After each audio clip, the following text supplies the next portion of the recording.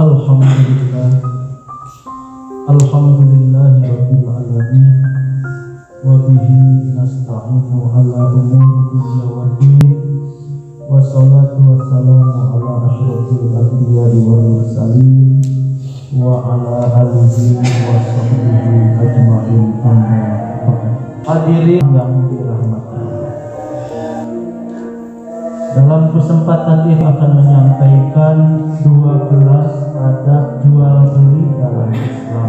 Mana yang 12? Yang pertama, tidak menjual barang haram. Innallaha wa rasulahu harrama bai'il khamr wal khinzir. Jadi Allah Subhanahu wa taala melarang menjual khamr, wal maitah menjual bangkai, wal khinzir dan babi. Dari hadis ini berarti secara umum kita diharamkan menjual barang-barang yang haram, termasuk yang makruh juga kita harus hindari, karena tentu kita ingin disukai Allah. Mana saja khamr, anjing, babi, darah, bangkai, alat judi, alat kesyirikan, barang najis, dan alat-alat kemaksiatan. Yang nomor kedua, tidak menyembunyikan cacat barang yang dijual. Kalau nanti di bisnis day atau kita punya warung, punya toko, ada aibnya, sampaikan bahwa ini ada aibnya. Mangga mau dipermurah barangnya atau terus terang aja, itu sudah cukup. Ya, misalnya ada barang yang sudah busuk, sampaikan. Ada misalnya ceknya mengelupas, atau ada mesinnya sudah ada gangguan di sesuatunya, disampaikan. Kenapa? Karena kata baginda Rasul, man gusya falaisa minni, barang siapa yang menipu maka bukan umatku. Yang nomor kedua, tidak berbuat curang dalam timbangan, takaran, dan meteran. Kalau meteran biasanya kain, kalau timbangan biasanya buah-buahan, ya. Kalau takaran biasanya ya minyak, bensin, atau apapun yang ditakar. Itu tidak boleh. Wailul lil mutaffifin, kecelakaan bagi orang-orang yang curang dalam Selanjutnya yang nomor keempat, tidak bersumpah serapah dalam jual beli. Demi Allah harganya sekian atau belinya sekian, maka saya jual sekian, tidak boleh. Tidak cukup, tidak usah bersumpah. Dan apa adanya. Ada yang mau beli, alhamdulillah.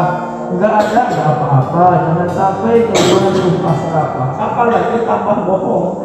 Benar pun bahwa memang belinya kita 10.000, dijual 11.000, hanya punya 1.000, tapi kalau pakai sumpah itu sudah keterlaluan. Apalagi kalau berbohong, sebenarnya belinya 5.000, dijual 11.000, ngaku-ngaku belinya 10.000, itu lebih dosa.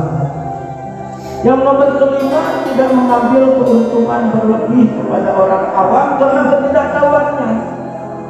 Contoh, kita tahan minyak goreng, kita tahan misalnya beras, kalau sudah mahal kita lepas, gitu ya, dengan harga seenaknya kita, itu kezaliman, tidak boleh.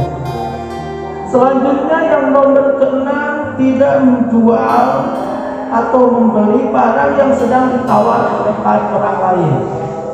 Ya, la bai'a ba'dukum ala bai'i ba'din. Tidak boleh seseorang membeli barang yang sedang ditawar orang lain atau sudah jadi orang. Itu prinsip kita. Kalau ada barang yang sedang ditawar oleh orang lain, jangan berani-berani kita membeli. Apalagi kalau barang sudah ada kesepakatan dibeli, terus kita kasih misalnya harga lebih tinggi, itu tidak boleh. Ya, kehormatan seorang muslim adalah tidak boleh membeli, tidak boleh menjual barang yang sudah ada kesepakatan jual beli dengan yang lain, atau sedang ditawar oleh orang lain. Biarkan dulu.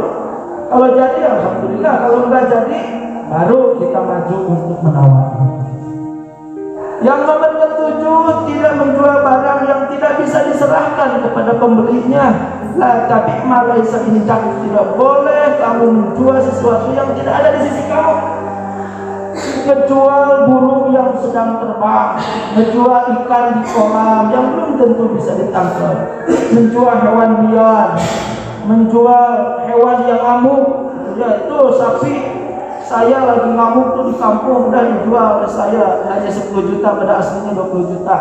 Gak bisa, karena belum tentu itu bisa ditangkap. Jadi tidak boleh menjual barang yang tidak bisa diserahkan kepada pembeli. Selanjutnya yang ke-9, tidak menjual barang yang spekulatif. Nah, masyarakat bail barang.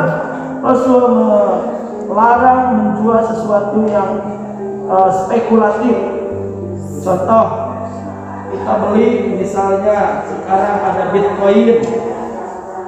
Sekarang mungkin sedang rame ya mata uang digital.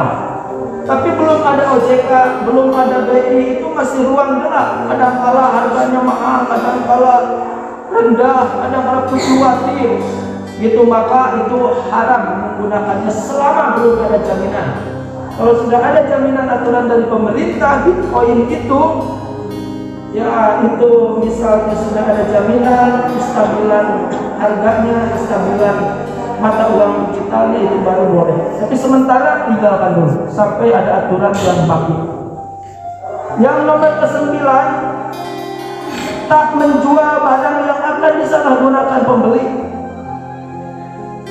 Mungkin barangnya halal tetapi tahu akan dipergunakan haram. Contoh, ada anak mau beli komik yaitu obat batuk, tetapi banyak membelinya mungkin 50 biji. Tahu masa obat tonik sampai 50 ini buat mabok, haram menjualnya walaupun ya obat batuk itu halal. Membeli iPhone, lem iPhone, tahu lem iPhone itu halal bisa dijual, tetapi kalau kita tahu itu untuk ngelem maka otomatis jadi haram. Kita menjual pisau, menjual golok, menjual alat-alat senjata tajam itu boleh, halal untuk masak, untuk menyembelih hewan dan lain-lain. Tapi kalau tahu dia itu preman untuk nusuk orang, untuk merampok, itu haram menjual. Jadi tidak menjual barang yang akan disalahgunakan, gitu. Wala ta'awanu 'alal itsmi wal 'udwan. Tidak boleh kamu tolong-menolong dalam dosa dan permusuhan. Al-Maidah ayat 2. Yang ke-10, tidak menyulitkan dalam tawar-menawar. Wa man yuqasuha nafsihi fa ulaika humul muflihun. Ya, barang siapa yang suka mempermudah gitu ya urusan orang lain, tawar-menawar, maka dia termasuk orang-orang yang akan berbahagia. Barang siapa yang dijaga dari kekikiran, kikir itu ya ditawar orang padahal ya sudah selayaknya lah. Kalau dia mengajukan harga 10.000, orang nawar 7.000, 8.000, ke 9.000, harusnya ya diturunkan. Ini keke aja, mau nggak mau ya saya masih 10. Itu kurang baik. Dalam Islam harus ada lah supaya jangan sampai kita saklek gitu.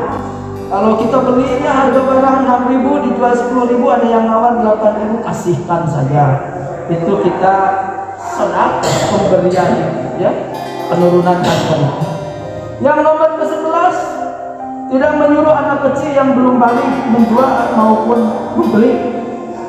Ya itu di mazhab Syafi'i, tapi di mazhab Imam Abu Hanifah tergantung. Kalau yang dijualnya barang berharga, tidak boleh anak kecil. Anak kecil beli televisi, anak kecil beli HP, anak kecil beli motor, apalagi beli mobil, ya haram, tidak sah jual belinya.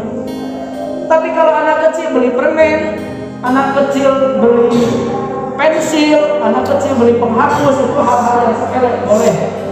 Ya boleh, kita merujuk ke mazhab Imam Abu Hanifah. Yang penting antarodin saling berdoa. Yang nomor ke-12, melakukan akad ijab kabul sesuai syariat. Ya, di mazhab Syafi'i saya terima barangnya kepada yang pembeli, saya serahkan uangnya, semoga jadi kemaslahatan. Kalau penjual, ya saya terima uangnya, saya serahkan barangnya, semoga jadi keberkahan.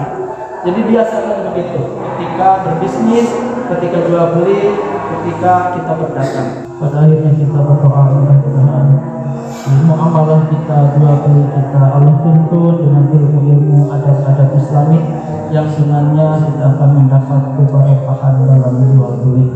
Dan kita berdoa kepada Allah, mudah-mudahan umat Islam kaya raya, mudah-mudahan umat Islam menjadi para pedagang, para pebisnis, para penjual, orang-orang hebat dalam ekonomi, supaya iman tidak kebeli, supaya masyarakat kokoh dalam keimanannya, ketentramannya, bisa bersedekah, bisa berzakat, bisa membangun masjid, bisa membangun pesantren, bisa membangun sekolah, bisa membangun berbagai hal dengan harta halal buah dari dagang. Kita berharap kita semua menjadi orang-orang yang senantiasa mengikuti sunnah Rasul, dan salah satunya adalah jualan dan berdagang. Allahumma sholli ala sayyidina wa habibina wa syafiina maulana Muhammad wa sallim radhiyallahu ta'ala wa sallam kulli sadatina rasulillah ajma'in amin ya rabbal alamin.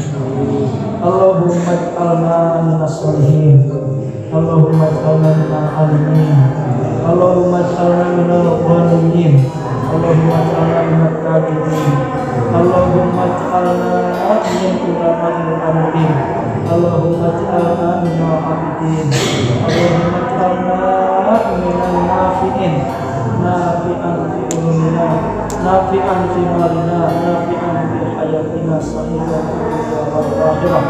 Allahumma ighfir lil mu'minina wal mu'minat wal muslimin wal muslimat al ahya'i minhum wal amwat.